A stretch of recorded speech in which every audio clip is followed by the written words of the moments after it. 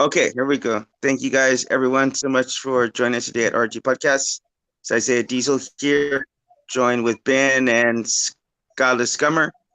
And how are you guys doing today? This morning, it's night here, afternoon for you, Scummer, and morning for Ben. So, truly a global I'm event. Yeah. having coffee at 12 o'clock at night. All right, so I just want to jump in real quick and talk about a topic that I think is going to be very interesting, and that's one about atheist purity culture. Ben, you mentioned something so interesting to me the other day, and I thought it was fascinating, and I wonder if you could just expand on that a little bit. So the other day I mentioned atheist purity culture as you introduced it. Clever. The context nice of what's that? I said clever. That's a nice theft that the Bible talks about not stealing from people. Yeah, I know, right? But yeah, so the purity culture that I experienced in the atheist community online isn't really like sexual purity, that kind of thing, like you see with Christianity or Islam or Judaism or really any other mainstream religion. It's more political purity. Like if you don't line up just right, you're gonna get treated like you're Jehovah's Witness being shunned. I got treated pretty poorly a few years ago I voted for Biden, but I didn't support him because I think he's a shitbag right-winger. Realistically, on the global stage, the Democratic Party in America is center-right. But because I didn't line up perfectly and get in line behind Biden, I more or less got run out of one of the group chats that I was in because I wasn't willing to just capitulate and follow blindly. Interesting. I do want to ask Scummer if you have experienced any purity culture. I gotta say I love it whenever people hijack. I love it whenever people hijack words from the other side. Like, so for example, I have hijacked a Christian term which is evangelical, and I've used that to apply to militant atheism. So I call militant atheists evangelical atheists. So, but I do want to. I just think it's funny to hijack words like that. But anyway, Scummer, have you experienced anything in that regard, or have you witnessed anything similar to that? How long you got? Not too long. Yeah. It's interesting the two words you've used there: purity culture and evangelicalism. Yeah, I've seen that in the atheist movement.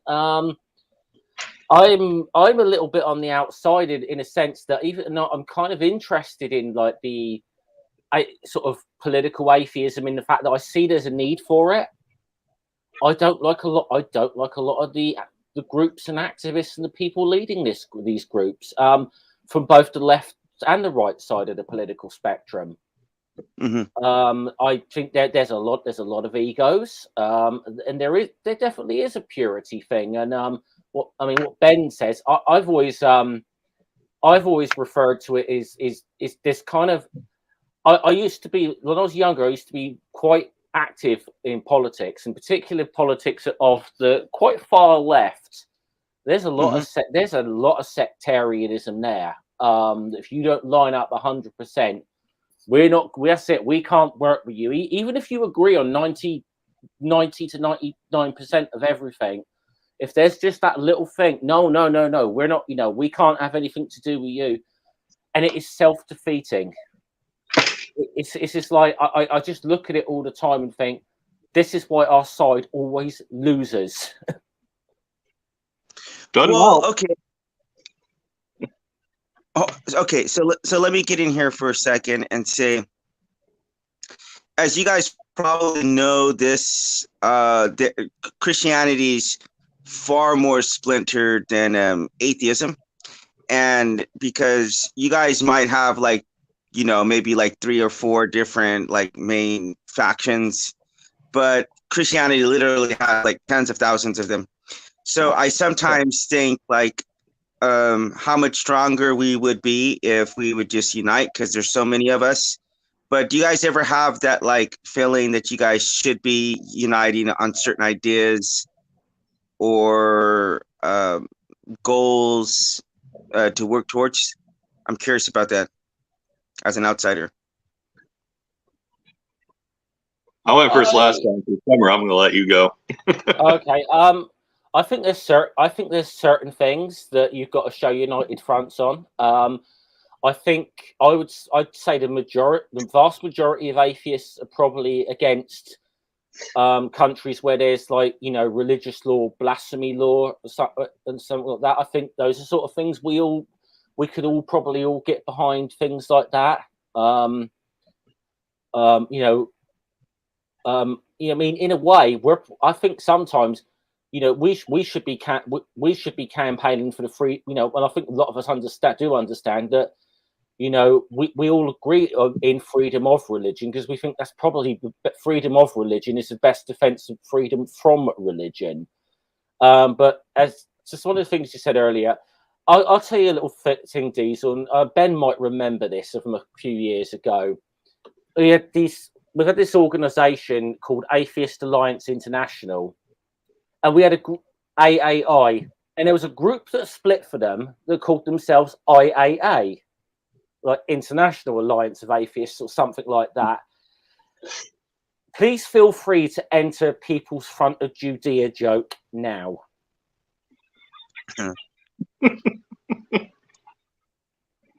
Oh God. What is it that they called the People's Front of Judea? It wasn't a bunch of wankers. It was something else. Splitters. There you go. But it's been a while since I've seen that film. I don't know. So let me just ask you guys then, just directly. Do you feel like there's any like qualifiers apart from the God issue that you feel like other atheists like have to be positions that they have to take? Well, I mean, I see atheism as being the answer to a single question, so I'm going to say no. Yeah, so, okay. I agree with Ben on that as well.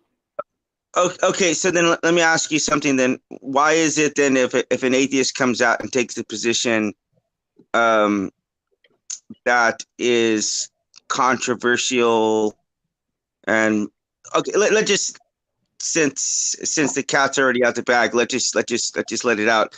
Let's just say for two issues like abortion or trans rights, if an atheist takes a position that's in the most mainstream positions amongst atheists, it seems like they do get shunned or shut down. So what are your thoughts on that? Well, I mean, you look at a Twitter profile called Secular Pro-Life. They're much larger than my Beelzebub account ever got. So, I mean, obviously they're not being shut down. They just, I don't know, attract the right crowd. They probably have a lot of Christian followers or Islamic followers, religious. But, you know, I mean, the thing that I see with it is the human factor. You're gonna have this kind of behavior as soon as humans enter the equation. Right. Yeah, there's always a human factor. I mean, I think with me, like you mentioned like an issue like trans rights or something. It usually has to be something like very, very consistently bad with me for me to not want to associate with someone anymore. It's got to be that consistently bad over a certain period of time, and someone's just, you know, getting worse. That it has, you know.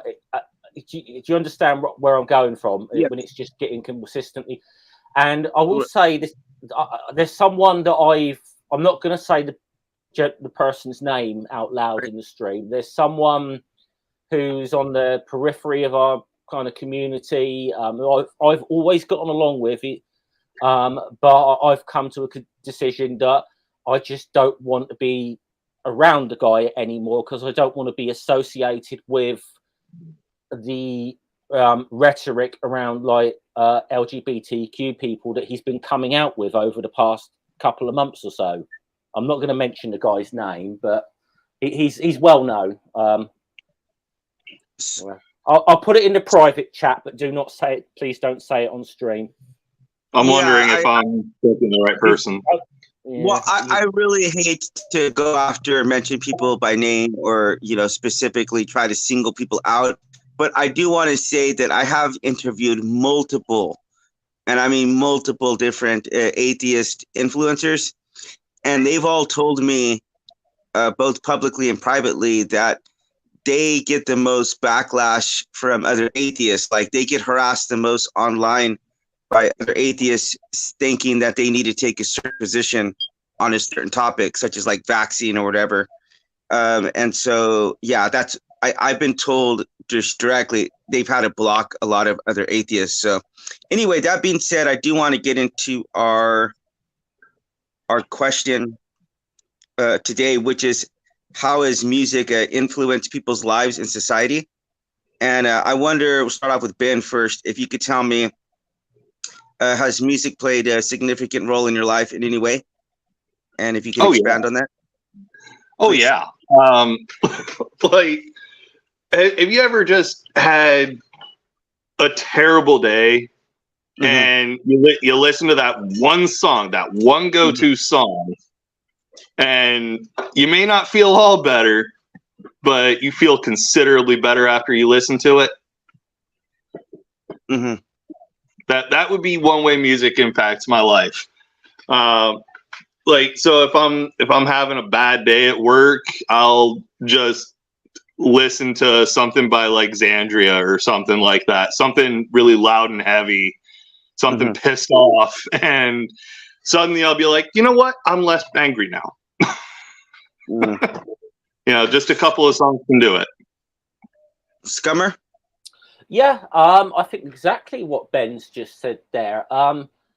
Music. I mean, music affects our emotions. And it can be that thing. If you've had a look, if I know for a fact, if I'm feeling in a bad or I'm in a bad mood or something, if I stick on like "It's a Long Way to the Top If You Want to Rock and Roll" by AC/DC, that's immediately going to improve my mood. There's other stuff that if I'm feeling a bit angry, there's music I'll listen to that might make me, for a while, it might temporarily make me more angry, but it's helping me get it out of the system. Like if I stick on some like Scandinavian black metal or something like that.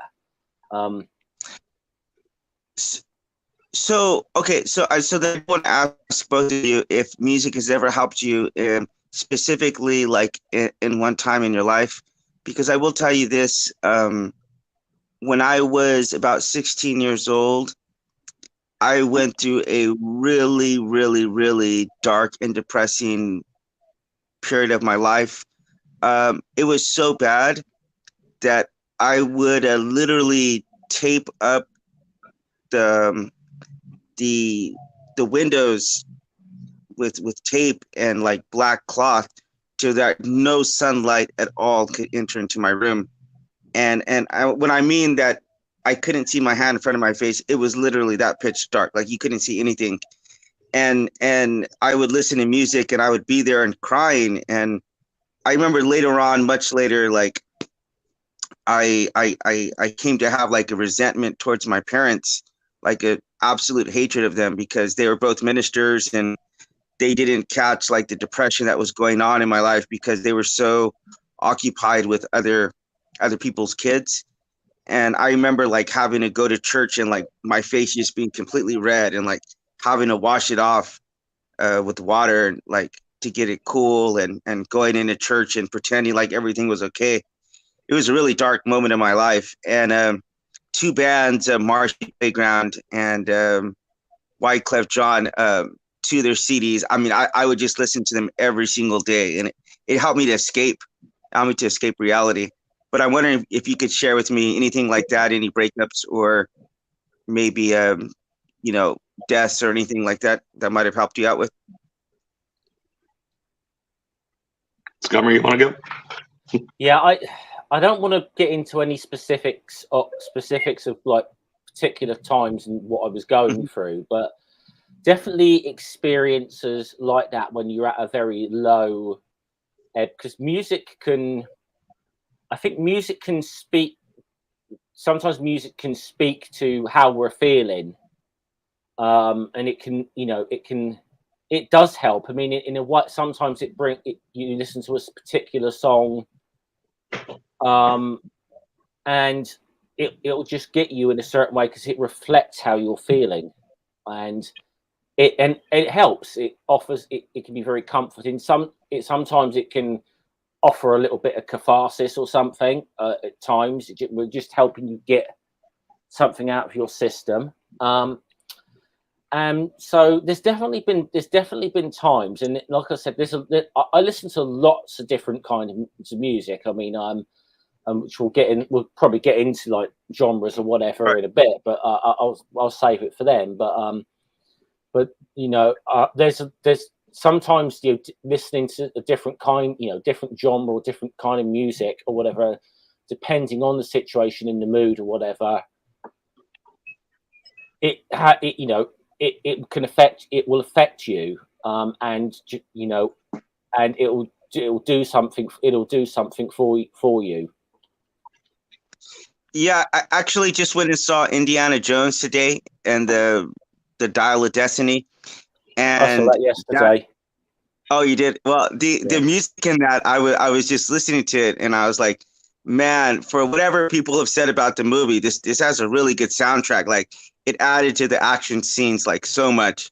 And for the record, I do want to say I didn't think it was nearly as bad as everyone was painting it out to be. I mean, I enjoyed myself, but anyway, I digress. It was all right. It doesn't deserve a lot of the hate it's getting. Right.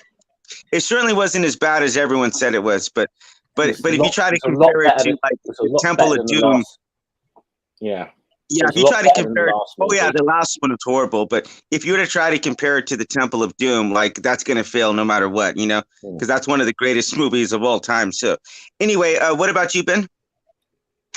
When I was younger, I had some depression issues too. I do again now, but I'm actually medicated this time around. Something that used to help me out a lot back then was listening to Linkin Park's Meteora album. Wow. Like, I remember that specifically, especially the song Numb and Somewhere I Belong. I know I'm going with A-side hits, but those were a couple of songs off the album that really spoke to me. Let me know that I wasn't the only person that felt that way. Right. Music's a great way to communicate. Hey, other people feel these things too, and this is a way to make you feel better. Yeah, you know what? Speaking of which, Linkin Park, the Chester Bennington, is that his last name? Bennington? Chester Bennington, yeah. Okay. Rest in peace. Rest in peace, Chester. Rest in peace, yeah. So he obviously had been suffering from depression for a really long time. And one thing I really appreciated in some of his music was that how open and honest he was about stuff. And I found that when I do my writing and people read it and I'm open and honest about the way that I'm feeling or the stupid shit that I've done in the past, like people really gravitate towards that vulnerability. Because so many people have a projection of themselves just being perfect or not flawed. And when you're able to put out your emotions and your hurts into music, I think it's something very beautiful. So I do want to talk about one thing. And yeah, well, let's just break this up real quick. What are some of your favorite genres? You go first, Ben. I mean, it depends entirely how I'm feeling at the time, what my particular favorite one is. Like, if I'm in a bad mood, I'm going to be listening to a lot of metal, If I'm in a good mood, lately I've had this earworm Ride Like the Wind by Christopher Cross. I've had that in my head for a couple of days now, and it won't go away despite listening to it. But that's one of the things I'll listen to when I'm in a better mood. So, I mean, it depends on how I'm feeling. I'll listen to just about anything. I mean, damn, I listen to Taylor Swift on occasion. I'll just be honest. You know, she's got some good music. She's got some good music. I think she does. But yeah, no, it depends on how I'm feeling. Ben, just from your looks, maybe I'm just going off of your beard and your flannels and everything that you wear, but I would have totally have pegged you for being like someone who's really into like independent music. Oh yeah. There's a local band I listen to from Columbus, Ohio called the Floorwalkers. They're kind of a jazzy sort of band, really, really good. Another one is called Vespertine. It's actually a pop artist from the UK, I think. Yeah, I listen to a bunch of independent music too. Yeah. And I think Scummer is basically like a one-trick pony. He basically just likes like hard death metal, right? No, I do like heavy metal, but I listen to other genres of music as well. I listen to death metal, power metal, speed metal, black metal, Viking metal, pirate metal, the new wave of British heavy metal, and no, I mean, all jokes aside, yeah, as much as I love my metal. Sometimes a bit of punk does something for me. I love blues. I've always loved like old school blues music. Wow. Always. Occasionally a bit of classical music. If I need something to chill out, just to relax to. I suppose in recent years I've started to get a little bit of an appreciation for jazz that I never used to have as well. But I can't really say I'm a real student of jazz. I couldn't tell you that much about it. But it's interesting because I turned out that a friend of mine who was a black metal musician would actually, he'd mention off all these like names of like black, like heavy metal bands that inspired him, but he'd also cite somebody like Billie Holiday as an inspiration as well. So. I do want to say that I think America has Britain beat for every music genre except for rock. I think that's the one genre that you guys actually have an upper hand, and definitely as far as the 80s go, because all my favorite bands from the 80s are all from England. Like the Cure, the Smiths, and Dread. You beat us where else? I was going to say British punk's better as well. I'm sorry on that one. But British. Okay, well, punk's back. I mean, I pretty much consider those the same thing. But anyway, I do want to get to this next question, and I do want to preface this because recently I got into this historical. It was a historical genre, but sci-fi. So these people were traveling back into time because they were trying to change events to modify the future. And one of the events that they chose to do is they went and tried to stop Robert Johnson's recording, because what their reasoning was that it wound up having such a strong impact on rock and roll and culture and like the sexual revolution. And they saw that as a pivotal point in culture was that direction with the blues and R&B getting developed. And so I thought, as someone who studies history, that was a very interesting observation that they were making, because I mean, you would have to be basically blind to not see how music influences culture and society in some manner or another. So I wonder if we'll start out with I'm sorry, I'm dead naming you, Ben. Start out with Ben, but do you what influence do you think that music can play or has played in culture, and even furthermore morality? I mean, for culture,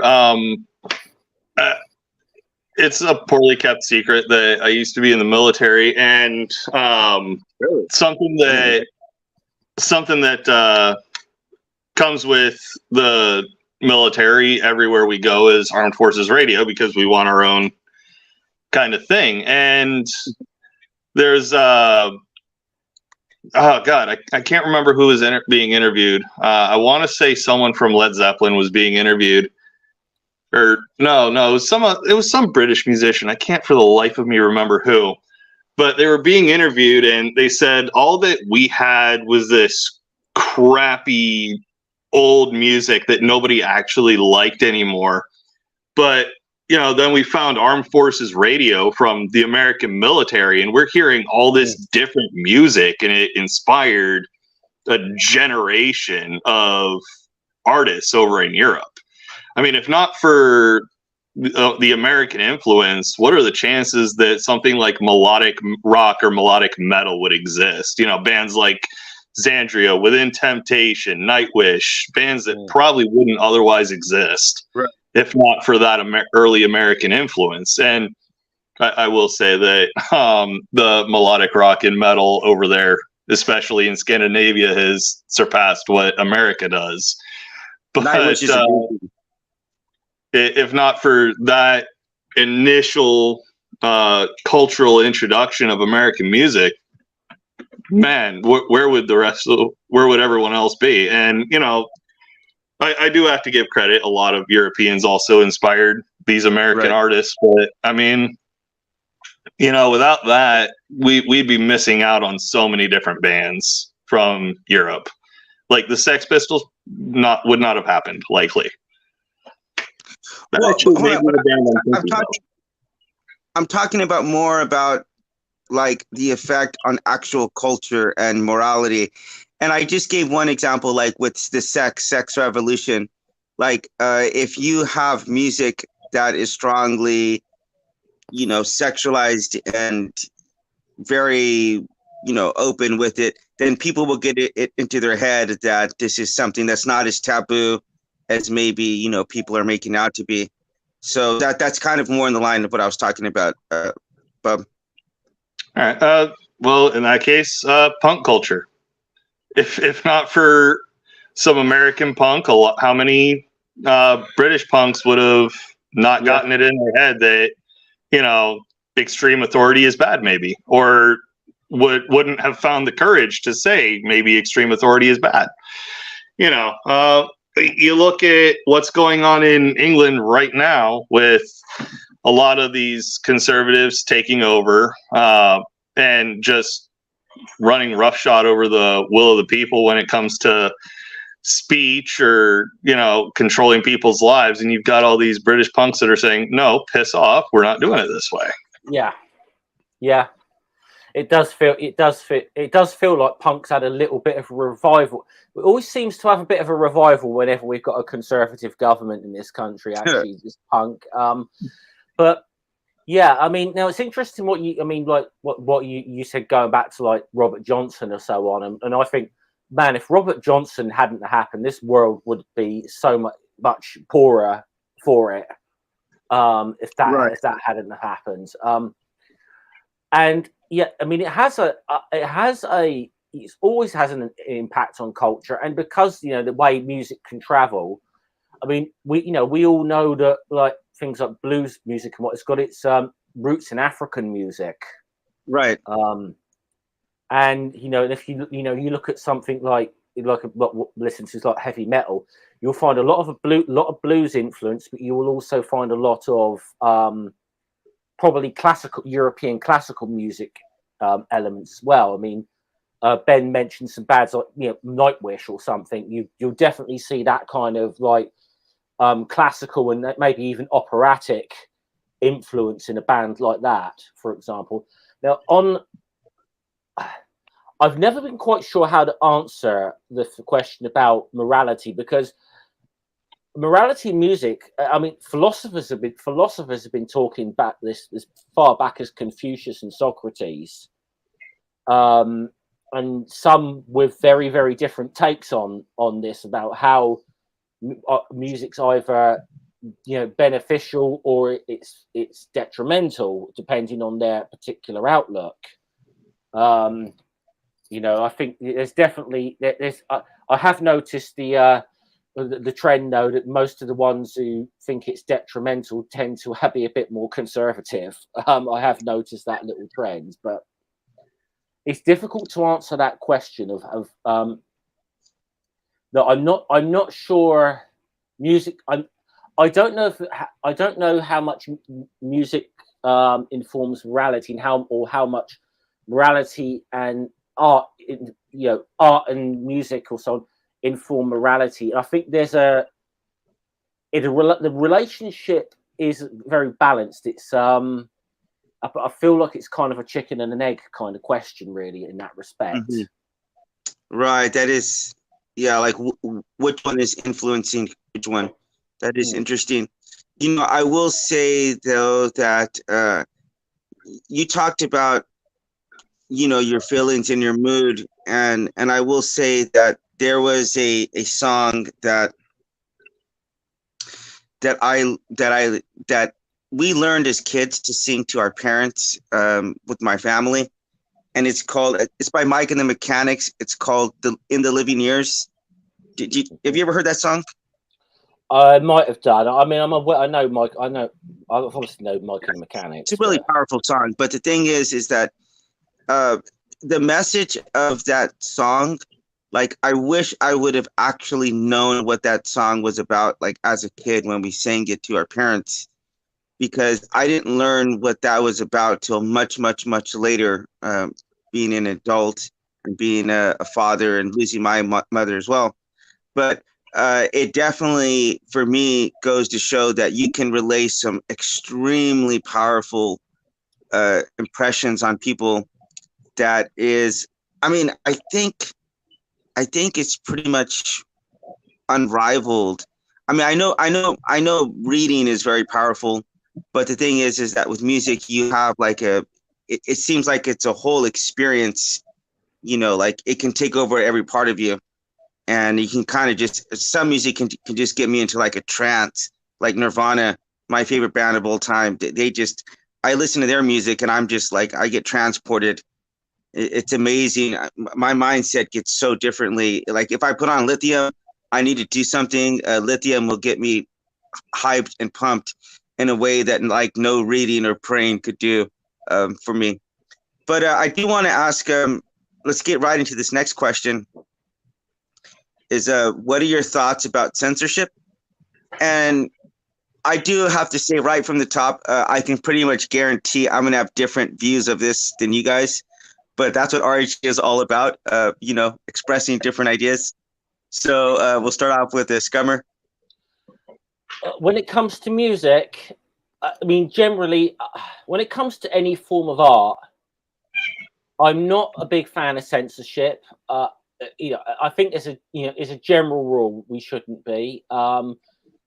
Again, sometimes you have to make these judgments on a case-by-case basis, but I mean, I'll try and put it in this way. One particular sort of subgenre of heavy metal that I like is black metal, and in particular the stuff that comes from Norway. Now, but then when you look at shall we say, what some of the actual musicians themselves did there in the early 90s, you could see why there might have been a conversation about, do we need to actually clamp down and censor this, because it got out of hand. It got out of hand with some of the stuff that was happening. Right. But I've always felt that it said more about a particular sort of youth culture within Norway and subculture than it did about the actual music itself. And I mean, it's a difficult thing for me, because this is the thing. I like music from a lot of people who I actually find to be quite problematic people to me in real life. But I enjoy their art, and as a piece of art, I kind of feel it has the right to exist.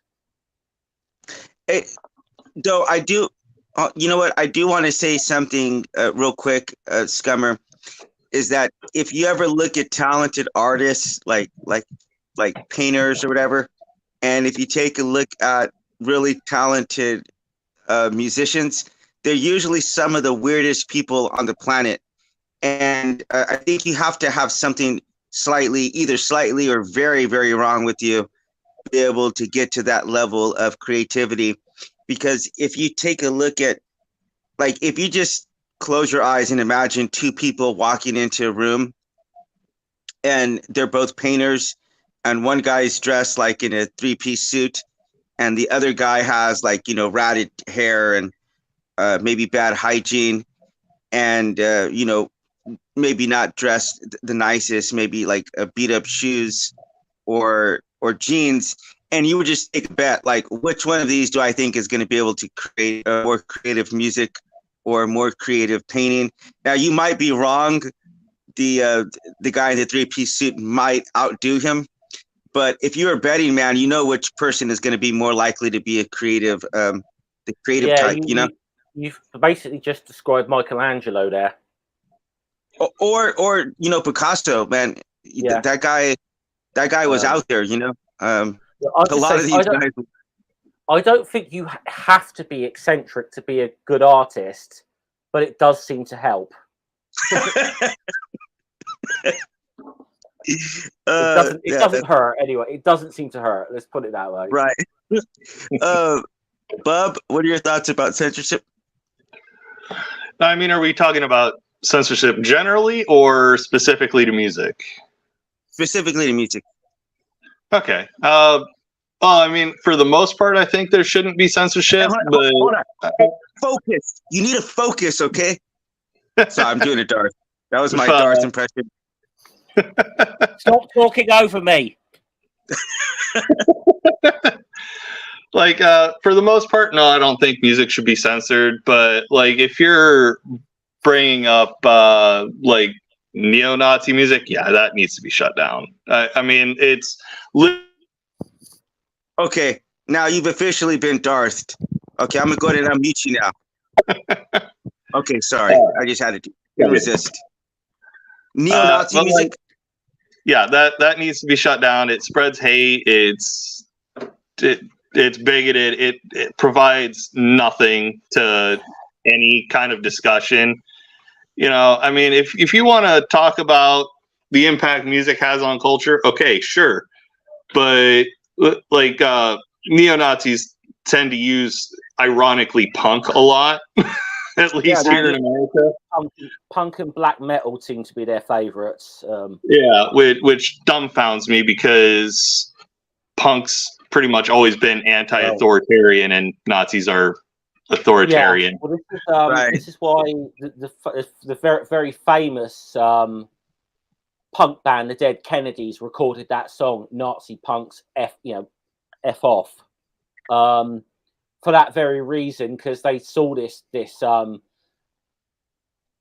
part of the punk culture and were like, you know, and in a way, it was just their way of saying that you dudes have no business being in punk, because and you know, and as one of the lyrics said, hey, in the real Fourth Reich, you'll be the first to go. So why are you supporting this? You know, there is a sub genre of punk that's called hatecore. That is what you guys are talking about here.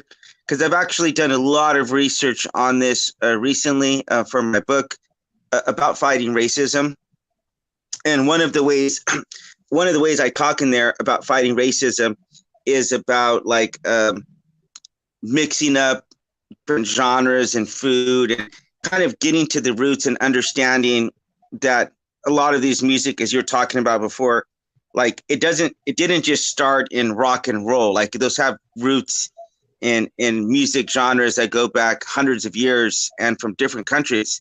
And so recognizing this, that like okay, it's not just white people who are making this music. They're actually inspired by other people who maybe are of different colors.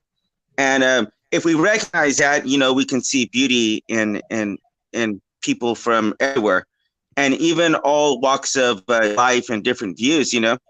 I will say this, that I do like to have people with different views and ideas to talk to, but I actually am pretty pro censorship.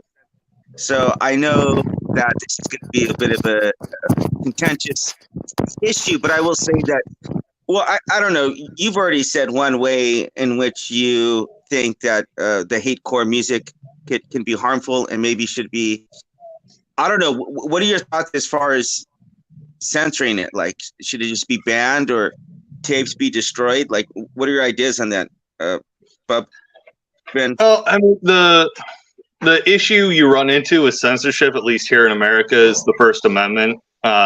Something like hate core would be protected by it, despite the harm it objectively causes.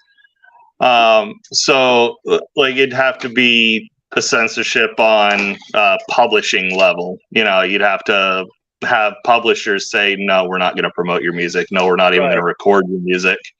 So that would be the only solution here in the US. Now, elsewhere in the world, I'm not sure how it would work, because I think America is fairly unique in its First Amendment, how laissez-faire we are with our speech. Yeah.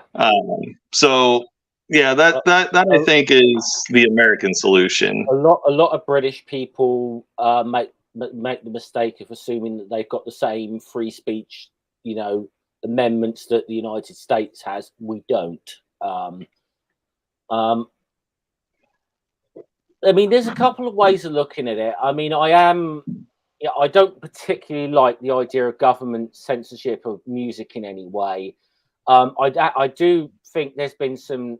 I've not had such an objection to, like, shall we say, campaigns by certain groups to, like, put pressure on venues not to host these kind of, like, these concerts by these bands. There's been some effect in that, but I think the other thing is, it's, to me though, it's about smashing, and to me though, when it comes to stuff like those kind of ideologies, it's about smashing that ideology, not necessarily the way they express it through music. Because I think one of the things we've got to be very careful of is just dismissing, like, a certain subculture or culture that's around music as being problematic because of certain elements within that. Now, I mean, there was a good effort. There was a good effort in the 1980s in Britain by a band called themselves the Redskins, and they were very much a deliberate. Oh God, that's bad. Now, I know that's problematic for another way, but there's a context behind that name. This was a left-wing skinhead band, and it was essentially trying to reclaim skinhead culture from the far right. Sadly, I feel that may have been a fight that we lost. But there was an effort, there was an effort to do that, because, like, the skinhead culture at one time, it wasn't all like racist and far right politics and that. And I think it got allowed. It was allowed to become that because there wasn't, there weren't the interventions or whatever in those kind of cultures at the time. And I think, that's more how I would deal with problematic. And I think, there needs to be more interventions against problematic elements within, our own sort of subgenres and within our own, communities and cultures. Stop it becoming problematic. So, okay, so the couple of things I want to talk about real quick, but one of them is censorship is actually becoming pretty much impossible with the advent of the internet. Maybe like 20 years ago, censorship might have been a lot easier, but now it's pretty much impossible because stuff can spread so easily with social media, and even if videos were to get taken down, you could share them via file swapping and stuff. So it is pretty much impossible. But I will say though that I could just give you like Korea for example, because it's almost 1 o'clock in the morning right now, and I could pretty much walk anywhere here and not have anything to worry about as far as violence or drugs or anything like that. Gangs, there's none of that here, and there's a lot of different things that you could probably contributed to that. But one of them I can tell you is that there is a lot of censorship here. So whenever you see a movie on TV, let's say for example, and then somebody gets shot on their stomach, and let's say their guts are hanging out, you'll just see that totally blurred. And if it's WWF and people go to take like the headshots with the chairs to each other, I know you'd probably hate this, Scummer, because I hate this too. But as soon as they go to do the headshots, it cuts out, and then you'll just see the person on the floor, like lying around and groaning on the floor. And yeah, I love the headshots. That's a different thing, though. But I mean, like even with WWE, they've had to wind it in with the chair shots to the head because of, hey, turns out concussions aren't good for people. I think even they've had to wind it in a bit on that. So, well, I'm just saying that's just an example. I'm just giving an example. Here's another example. If somebody starts bleeding in the WWF, it'll go to black and white. Okay, so you'll be watching this. It's like you've been traveled back in time 70 years because you'll just see black and white. So that's the kind of stuff I'm talking about, though. That there is a lot of, I would call it self-censorship. Okay, there is a level of, like, I guess, honor and respect that I think a lot of artists and people have in society. There's just things that you don't do. So for example, you don't hear like really grotesque, violent, sexual stuff in their music. I'm not sure if you guys ever heard K-pop. It's like really uppity, really, really teeny boppy like type. That's the majority of the music. Gangnam Style went to #1 in the UK. Diesel, we know K-pop. BTS, yeah. So what are your thoughts on? So I'll ask you guys this very specifically, because in America, like, obscenity is not covered like under the First Amendment. Like there's certain things in which like if it doesn't have any kind of artistic value at all whatsoever, and you're just doing certain things like that. From what my understanding of the law is, like that's actually not even covered under the First Amendment. So do you think there should be, as far as like any other kind of restrictions as far as film? We can mention film as well, but I think the first question, I just have to ask a question there. Yeah. Who decides on what has artistic merit and who doesn't? Because I feel like that's sometimes a bit of a subjective question. Mm-hmm.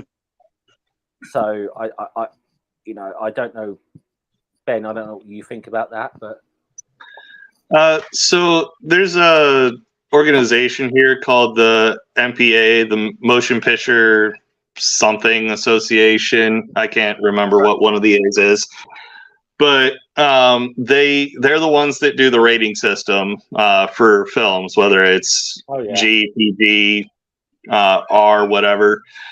We got our own version. Part of the problem with the MPAA is nobody knows who these people are. That nobody knows what metrics they use to judge the rating system of a film. It's completely subjective based on the individual movie. There's no set thing.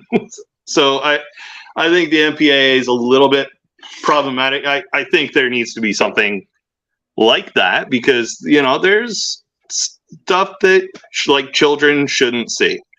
You know, that a 5-year-old probably should not watch A Clockwork Orange, for example. Yeah. You know, but that'd be a pretty traumatizing thing. Admittedly, I would be a little miffed at any film classification group that gave a Saw movie a universal rating. You know, so I know that's an extreme example, but you know, obviously there are limits. There are limits in that respect. I think we can agree with that. I think with music, though. With film, I think with music it becomes a little more difficult than film, because with film we're talking about visual representation. We see what's on screen. A lot of the time with music, we're listening to something, and there can be, people can interpret that a different way. Right. That's where we're difficult. Right. Now, if I don't know who else is here is old enough to remember the Parents Music Resourcing Centre in the 1980s. This is the group headed by Tipper Gore, Al Gore's wife. Oh, okay, yes. Yeah, and this was effectively an attempt to. Oh, we lost Ben.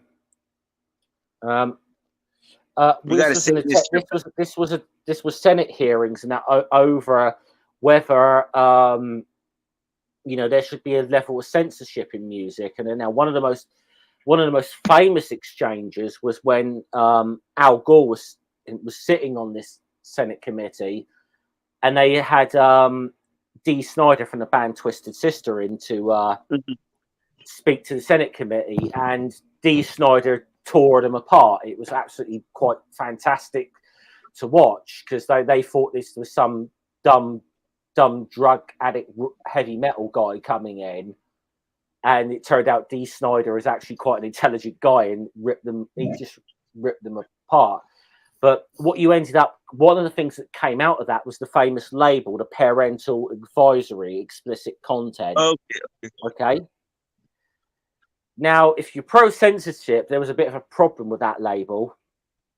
It became a badge of honor to get that label, and it basically that label got on a CD, it was selling. So, yeah. So, if you're pro-censor, you've got to think about things like this. That with music, there's been a bit of a tradition with the bands that get banned by radio state. Look, Alice Cooper got banned by every damn radio station in the UK, yet his record still went to #1 over here. Actually, there is a technical term for this. It's called the Streisand effect, and that's actually not even the technical term. There's another technical term that I have it in my book, and it's specifically about shutting down racist and why we shouldn't do that as a society. But the reason why it's called the Streisand effect is because this environmental group took a picture of Barbra Streisand's house because they wanted to show the erosion that was happening along the coastline of California. And so Barbra Streisand sued them to prevent them from putting up this picture because she didn't want people to see her house. But as a result of that, basically her house was all over the news, all over articles and stuff. So it had the exact opposite effect that she was trying to do. Just the definition of irony. So yeah, I do understand what you're saying. I did give the example of Jeff Scoop, who was the former Nazi who deconverted from Nazism, and now he's he's a peace advocate. But he talked in there about getting seeing a 2 Live Crew, because they were actually tried for that obscenity. I mentioned obscenity. They actually tried those guys for obscenity because they said that, basically what they were doing, their rap music was obscene. And so they didn't get they were found not guilty, but that was just an example that turned him on. He's like, I never heard of these guys before, but now I got to buy the album. So Yeah. they had a reverse effect. Me personally, like I said, I have a problem with. I have a little bit of a problem with obscenity laws anyway, because you remember earlier I said that I have issues with blasphemy laws, and sometimes those two things can be very, very close together. So, how do you figure that? Diesel, I've got to step out for 2 minutes. Okay. I'll be back. All right. Promise you. I just. Okay. You can take yourself off. Okay. All right, Bub. So, so do you think that there's ever any other kind of music or instances as far as sexuality? Like, do you think that there's any other kind of, like let's just give this an example. Suppose someone is making music that was promoting a sexual assault on people and like glorifying it and justifying it. Like, do you think that should be something that should be banned or censored? Well, I mean, again, like here in America, banning or censoring is particularly difficult because of the First Amendment anyway. But like as far as I personally think, I mean, kind of sticking with what I said earlier, it should be incumbent on the record label to be like, no, we're not going to promote like sexual assault or anything like that. So I mean, yeah, these people can make their music. They can do local shows. There's something called horrorcore, I think is what it's called. And right. If I'm thinking of the right genre of music, it's entirely possible I'm using the wrong name and missing it entirely. But there's one artist that former friend of mine at least used to listen to, and what's that? Insane Clown Posse? Oh no! This guy he went further than ICP did. That one of the lines from one of these songs was, "I'll bring a pedophile to your house and sodomize your children." That I have some issues with something like that being promoted. It's like that's really not okay, because you're talking about performing this violent act on a young child just because you don't like the parents. No, that's wrong with me. So in situations like that, though, because you're talking about record labels, and the only thing you could do for situations like that is to levy fines and perhaps jail time if they were to do certain acts of how do you call it, like obscenity, because that is a way to shut people down within the free market, because the government might be limited, but like, okay, you can't monitor everybody everywhere, and I could just make some rap music right now online and during this stream. I'm not going to do that because I'll probably lose a lot of subscribers, but I could do something like that. And I think the way to solve that is through, hit people where it hurts, which is in the pocket. So I'm kind of someone who believes that the free market can solve a lot of that, those kind of things. But if people are aware of what people are doing in the first place, to how do I say this? It needs to be, if a record label, for example, is promoting things like that, let's say they're promoting that type of music, well, then doing things like boycotts to the record labels is something that can be very effective if they have subsidiaries, and putting pressure on them from the economic standpoint, because people respond whenever there's money involved. You know what I mean? Yeah, and like in the current system we have, there's definitely an argument for using capitalism to hit it where it hurts, but it's also no secret that I'm not a capitalist. Like, even if I did believe in capitalism, I still wouldn't be a capitalist. I'd be a worker because I don't own the means of production. But like it, there are other ways to prevent this sort of thing from getting major attention, and that would be putting pressure on like governmental pressure on a record label to not produce that sort of music. But part of the problem, like Scummer said before, using the government to prevent there has to be universal standards for this determining obscenity, because otherwise you're just going to get like Ron DeSantis's deciding what's obscenity. And currently in Florida, things like being black are considered obscenity, which is ridiculous. But it's quite simply what's happening out there. Yeah. So that if you're going to use the government, there needs to be very clear-cut standards. There cannot be room for misinterpretation. Ron DeSantis of the world. I mean, I'm a Christian, and even I think those guys get a little bit too overboard. So I'm definitely politically, I think I would be more in line with you two than I would be with the Ron DeSantis. But that being said, I wonder. We usually like to go around an hour, so I'm wondering if you have any last thoughts, Scummer? No, I mean, I think it's been a very interesting conversation. I wasn't quite expecting us to go into the whole censorship debate, but I think it's an interesting discussion to have. But yeah, I as a general rule, no, I'm not in favor of any kind of censorship when it comes to music.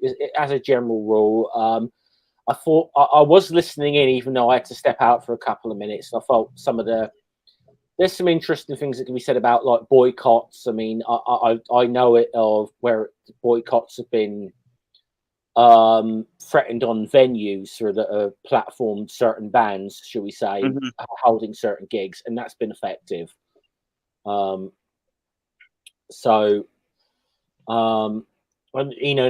don't think organizing a boycott or something is, putting pressure on a venue to not platform someone. I don't think that's an attack on free speech, personally. But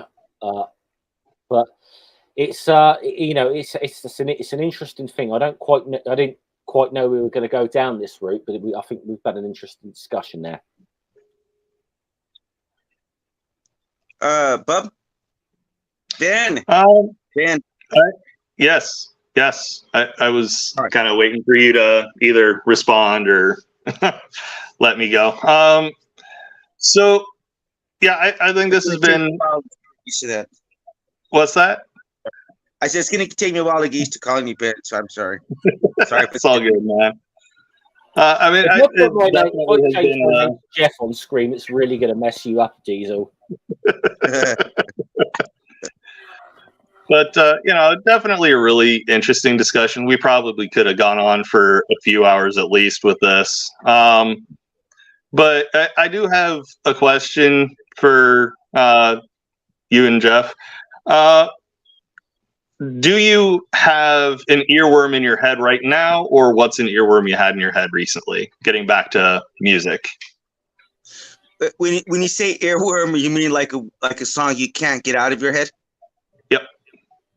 Okay. Well, I do want to say, just as a general principle, I despise K-pop, and there's one reason why I despise K-pop. It's because of the fact that I don't know how they do this, but they devise their music in such a way that it is like physically impossible to get their melodies out of your head.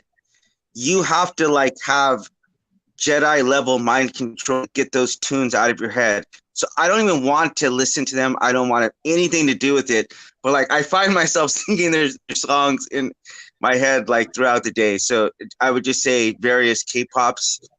Probably BTS. Yeah, I hate to admit it, but it's true. I'm just waiting. I am going to say I am just waiting for the K-pop version of Baby Metal now. We've got the J-pop metal band Baby Metal. I'm just waiting for the K-pop version of that. Oh, you mean like Babies Go? Like Babies Go? There's a Japanese band called Baby Metal, and effectively what they do is they mix heavy metal with J-pop. So I'm waiting for the I'm waiting for the K-pop equivalent. I don't know if there is one yet, but I thought you were talking about.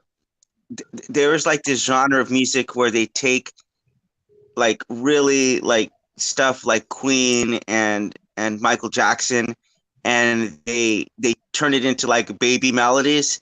And so when my daughter was first born, for like the first year, all she was listening to was this for Nirvana, the Nirvana version, because I actually have that one, and then I had the Nirvana Ghost String, like it's like a quartet. So yeah, I cannot digest enough Nirvana, but I do want to say this before I go. Last thoughts. If there are musicians out there who might listen to this, like there is a potential to reach people in a way that is I mean, I might say is virtually unparalleled in this planet, and that can be used to try to enrich yourself, or it could be used to try to write an anthem that can actually really help people and inspire people. And these days, I have like playlists of songs that I'll listen to that just really inspires me to want to be a better person, and to just something I have to listen to like in the morning. It's an additional motivation. Like listening to music is not going to change your life, but it can help you feel better and put different ideas and thoughts into your mind that you have to act on throughout the day. So even though I don't have any musical talent, I really would like to write some of my ideas in that form, so that I might be able to spread ideas that way. But anyway, I do want to thank you guys both, and I think this is the last thing I do want to say, is that I say this in my book on racism, is that for as many things that we have that are like totally different as far as like food and customs and culture and even music style, like we can take a step back and appreciate that as humans, like we look to dance and we look to music to try to mitigate some of the difficulties in life. And there's like a commonality that, look, we don't find everything to be funny the same. We find different things funny in different cultures, but the fact that we are looking to try to make ourselves laugh and try to find like a lighter side of life, I just think it speaks volumes to the likeness that we have and the connection that we have to each other, that we're all on this planet together and we're all struggling and trying to make the best of it. And I think music can play such a strong role. I've seen it in my life, and I'm seeing it now through K-pop as it's spreading throughout the globe. And it's powerful. And it's just one of the many different ways that we could be connecting to each other. So I want to thank you guys for your time, and leave you with this outro. If you guys can stick around for a quick minute. Before you do the outro, you want to talk about songs that you get the earworm? Yeah. Mm-hmm. Okay. I'll just leave you with this. I know something that gets on your nerves, gets on your nerves, gets on your nerves. I know something. You're not a good person. Play whatever you want. Ben has already got us demonetized like 2 times over, so it's okay. Yeah. Yeah. So don't forget to like and subscribe, and thank you for watching. You can check us out Instagram, Facebook, Twitter. Check out our website. It's at the bottom there, rhepodcast.com. And you can find more videos like this where, we don't always have to agree. We can agree to disagree, but one thing we don't have to compromise is our respect for each other. And that's one thing I always want to do here on this channel. So thank you guys, and here's the outro.